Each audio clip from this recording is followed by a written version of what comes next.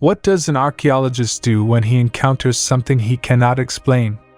In most cases, they will contact a scientist. What does the scientist do when he realizes that he too cannot explain the discovery? That's a good question.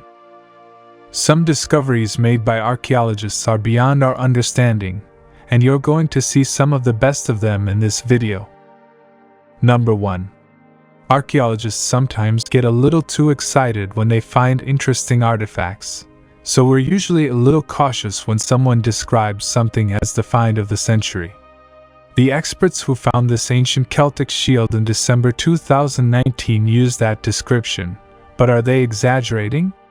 We'll let you decide. The shield was the most notable find within the tomb of a Celtic warrior, which also contained a chariot, the skeletons of ponies buried upright, and many more weapons. The burial site, located in Lincoln, East Yorkshire, England, is approximately 2,300 years old. Although humans have been found buried with carts in the UK before, this is the first and only example of such a burial that also includes horses or ponies. What makes the shield so unusual is its scalloped edge design, which is totally different to any other Iron Age shield ever found in Europe. Metal-faced shields with elaborate designs were previously thought to be used exclusively in ceremonies rather than battle, but telltale signs of repair work carried out on this artifact suggest that it saw battle more than once. The unusual design is a reflection that the owner had a unique personality, or perhaps was someone of unique importance. Number 2. We don't know much about the Pictish people of ancient Scotland, but one of the few things we know is that they were very interested in making cross-shaped stone slabs. They made at least 50 of these slabs, which could have been a type of marking stone, and of all of them, the Dingwall stone is the best preserved and most fascinating. Archaeologists have two ideas about how this stone, which was made about 1,200 years ago, may have been used. The first is that it served as a landmark, helping the Picts find their way home after a day of hunting. The second is that it functioned as a warning to non-Picts, alerting them that Picts lived nearby and that if intruders got too close, they could put themselves in mortal danger. The warning theory might be the most likely explanation. It would certainly explain why the stone is covered in shields, swords, and humanoid figures with animal heads. If you saw this while walking through the woods or a field, you probably wouldn't see it as an invitation. The reverse of the stone is believed to be decorated with a crescent shape and vihrad design, although archaeologists currently studying it have been curiously reluctant to provide photos of that side of the stone. Maybe there's something there they don't want us to see. Number 3. We know that we all know someone who loves sports so much that they make their love for sports the basis of their personality. Apparently, about 2,000 years ago there were people like that too. We know this because the tomb of a supposed ancient sports fan was found in Buin-Nul, Bulgaria, in September 2019. Inside the tomb were the skeletal remains of its occupant, and a jug believed to represent the head of a boxer or fighter. Experts at the scene believe that the burial site is an acropolis belonging to an elite family of Thracian society. The best-known Thracian in history was Spartacus, the rebellious slave who rose up against the Romans. This Thracian head is made of bronze and was probably used as a container for storing liquids such as perfume or balm. The idea that it represents a boxer or wrestler comes from the fact that the man's nose is visibly broken. Experts have ruled out the possibility that it is a portrait of the person buried in the tomb, although curiously they have not said why. Number 4. An archaeological discovery does not have to be especially large to be interesting. Just look at this delicately engraved stone seal for proof of that. It is a relic of the Assyrian Empire and is approximately 3,000 years old. The artifact was found near Zerevan Castle in Diyarbakir, Turkey, in October 2019. It is inscribed with a human figure believed to represent an Assyrian deity, along with depictions of a bird, the tree of life, and a flask of water. Wholly an object like this would have been used to denote power and authority, and perhaps to confirm the source and authenticity of a message. Its discovery so close to the castle raises questions about the castle's antiquity. Archaeologists have been able to show that it is at least 1,700 years old, but many experts have always suspected that it could be much older, and this discovery could help prove it. Even if the current form of the castle is only 1,700 years old, a much older Assyrian settlement could have existed on the same site, 1,300 years before it was built. This is just a small artifact, but it could change history. Number 5. Nowadays, people make fun of anyone who has a cheesy motto on their social media profile or on the walls of their house, like, "Live, laugh, love."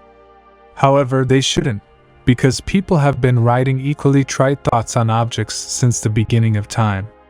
Take, for example, this collection of 80 bronze mirrors. In April 2021, the mirrors were discovered in a cemetery in Shaanxi Province, China.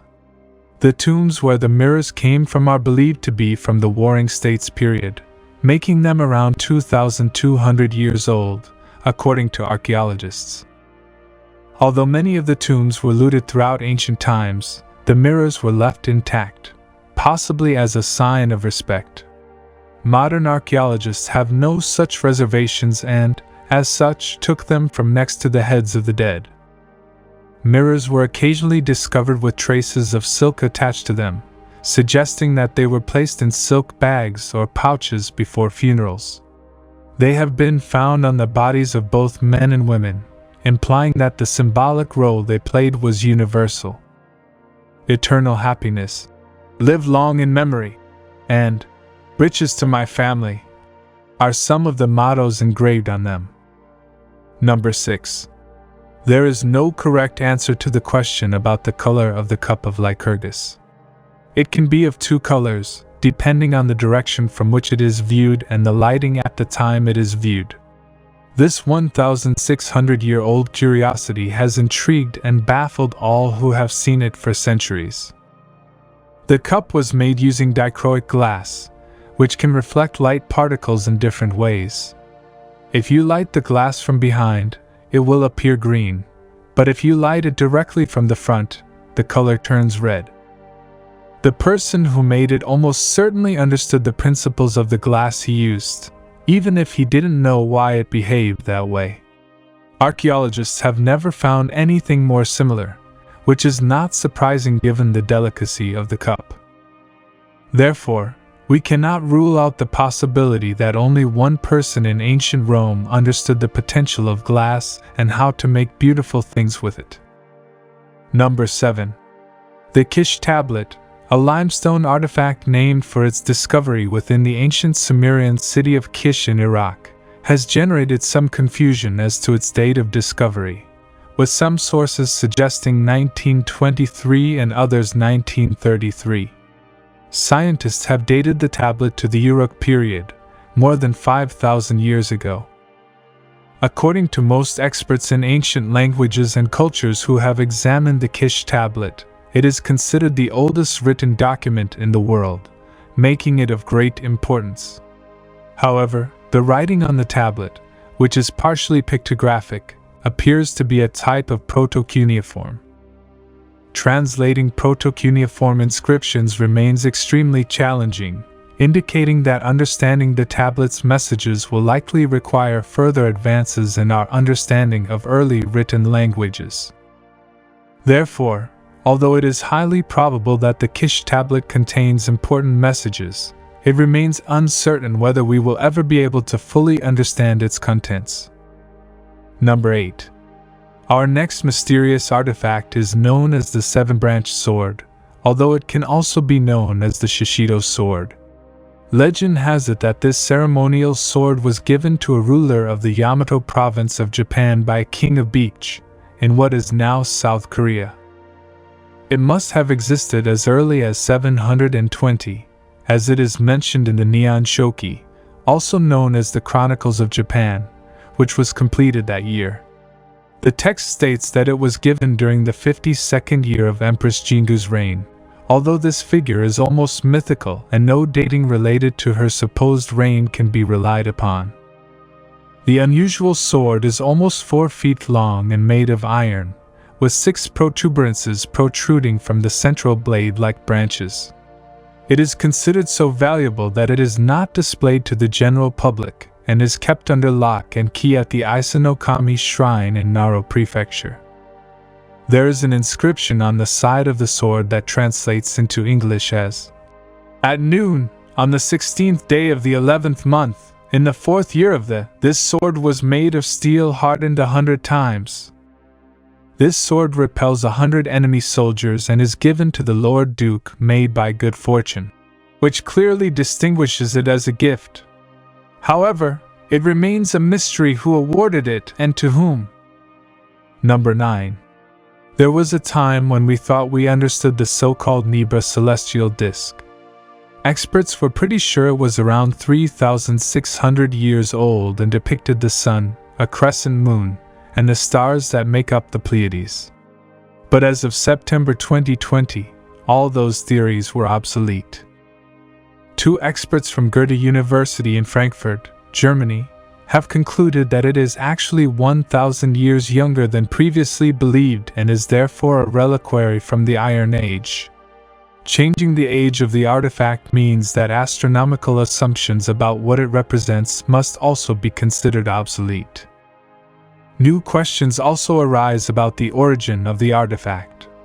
It was discovered in 1999 in Saxony-Anhalt, Germany, but the copper used in its construction comes from Austria, and the gold and bronze come from Cornwall, England.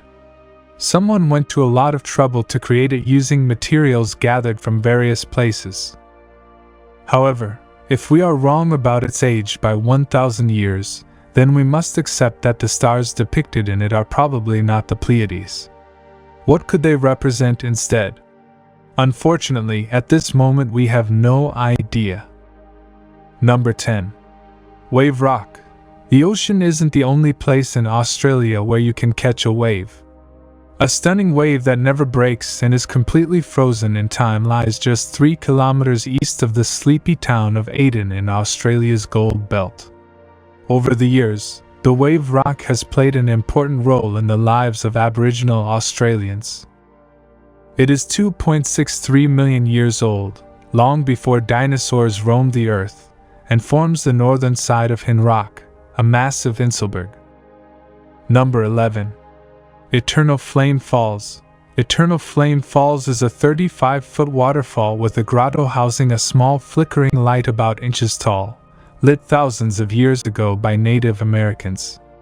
It was long believed that the fire burned due to pockets of gas rising from the ancient, very hot shale bedrock. However, scientists discovered that the shale beneath the waterfall is neither hot enough nor old enough to generate gas pockets. This flame and these seeps have been going on in those places for millions of years.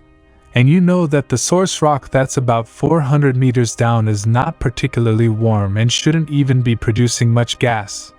But it is, and it's not running out. So their idea is that the continued creation of gas at depth is due to a separate mechanism. In other words, something else must keep the eternal flame burning, but researchers still don't know what it is. Number 12. Al Nasla Rock Formation. The Al Nasla Rock Formation rises above its surroundings with petroglyphs dating back thousands of years and signs of human occupants dating back to the Bronze Age.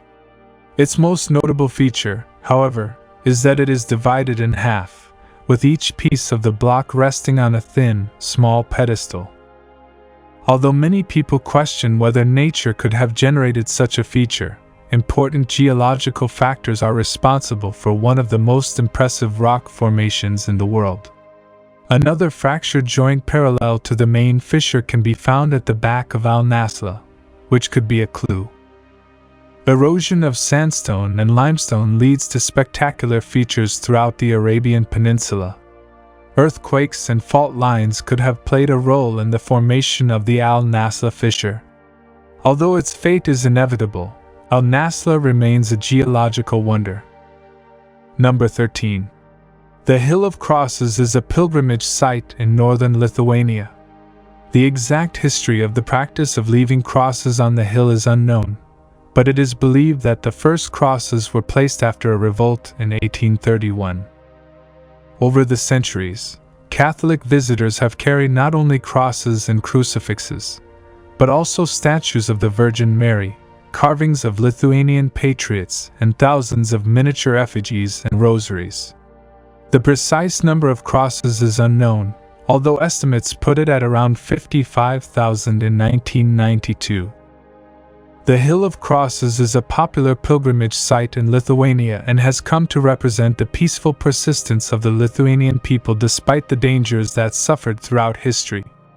Lithuania became part of the Russian Empire following the Third Partition of the Polish-Lithuanian Commonwealth in 1795. In 1831 and 1863, Poles and Lithuanians attempted, but failed, to overthrow the Russian rulers. These two revolts are linked to the origins of the hill, when families began erecting symbolic crosses on the site of an ancient fort on the hill. Following the fall of the Soviet Union in 1990, the making of Lithuanian crosses became extremely popular, and the hill was erected as a tribute to the Lithuanian people's commitment to keeping their religious and national identities alive during those difficult times. As a result, the number of crossings increased in the years after the Soviet era, and the Lithuanian public, free from religious oppression, was able to practice their beliefs without fear of persecution. Number 14. The Huayna Picchu hike in Peru can be difficult and scary at times, but it is undoubtedly one of the best things to do in Machu Picchu, the legendary lost city of the Incas. Don't be alarmed by the name, despite being called the Stairs of Death of Machu Picchu due to its steep and narrow path. There have been very few accidents and deaths here over the years, and it is quite safe as long as you don't get careless. Huayna Picchu has a height of 2,693 meters and only narrow stairs lead to the top. The impressive view from the top is the main reason why people climb Huayna Picchu. There is no better place to see the Inca ruins of Machu Picchu than from this point of view. Climbing Huayna Picchu takes around 2 hours.